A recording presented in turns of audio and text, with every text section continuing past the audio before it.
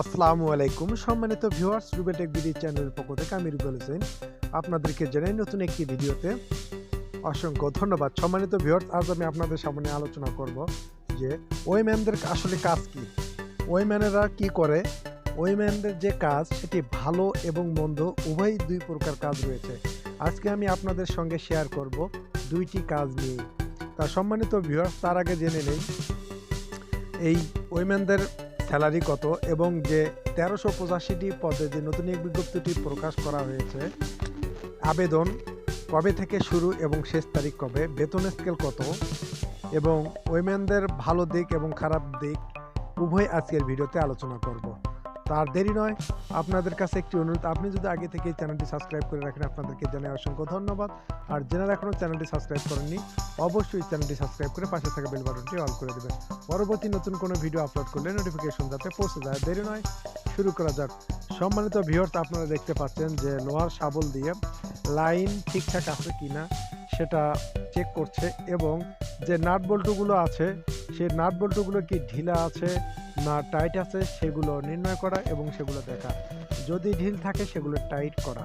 তা দর্শক, রাস্তার পাশে এবং রেল লাইনের পাশে যে ক্ষুদ্র ক্ষুদ্র পাথরগুলো নিচের দিকে পড়ে গেছে সেগুলো মাটির ভেতর থেকে বের করা এবং যে রেলের নিচে যে স্লিপারগুলো লুজ কালেকশন আছে অর্থাৎ লুজ এবং ঢিলে ঢালা, রেল যাওয়ার সময় হয়তো রেল পড়ে যেতে পারে, সেইগুলো স্লিপারগুলো বের করা।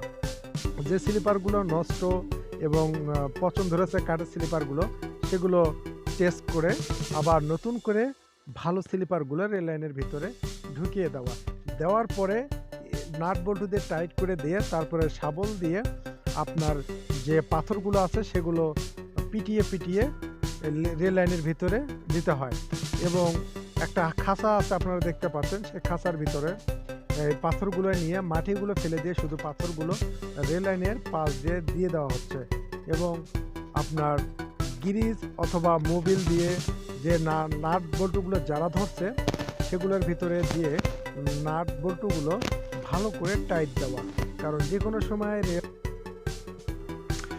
যে কোনো সময় রেল আসতে পারে, আসলে আপনার সরে দাঁড়াতে হবে এবং অনেক সময় দেখা যায় আপনি কাজের সময় রেল চলে আসে, সেই ক্ষেত্রে দেখা যায় স্লিপারের নাট বল্টু খোলা আছে, খুব তাড়াহুড়ো করে নাট বল্টুগুলো টাইট দিতে হয়, কারণ সেই সময়ের মধ্যে যদি আপনি টাইট করতে না পারেন কারণ রেল ছিটকে পড়ে যাবে। এই ক্ষেত্রে আপনার অবশ্যই সতর্ক রাখতে হবে এবং অনেক সময় রেল অনেক দ্রুতগামী আসে, যদি আপনার স্লিপার লাইন থেকে খোলা থাকে তাহলে অবশ্যই লাল পতাকা বা সবুজ পতাকা আপনাদের কাছে দেওয়া থাকবে, সিঙ্গেল পতাকা, সেই পতাকা দিয়ে আপনাদের রেলটা সিঙ্গেল দিয়ে থামাতে হবে, তারপরে রেল পার হয়ে যাবে, সে সময় আপনাদের সতর্ক সহিত কাজ করতে হবে।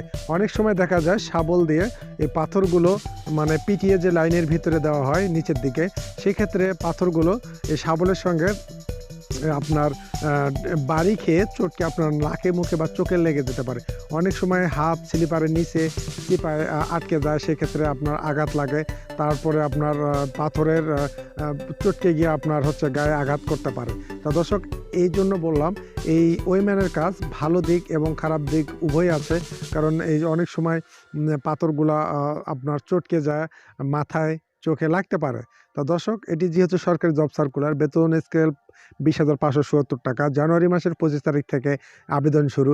আমি বলতেছি না যে আপনারা আবেদন করবেন, আপনারা অবশ্যই আবেদন করবেন, যেহেতু সরকারি চাকরি, বর্তমানে বাংলাদেশের চাকরি খুব সংকট, করোনাকালীন থেকে মানুষের অবস্থা খুব ভয়াবহ। তা অবশ্যই আপনারা আবেদন করবেন। তা আবারও দেখা হবে নতুন কোনো এপিসোড নিয়ে। আজ এ পর্যন্তই, আল্লাহ হাফেজ।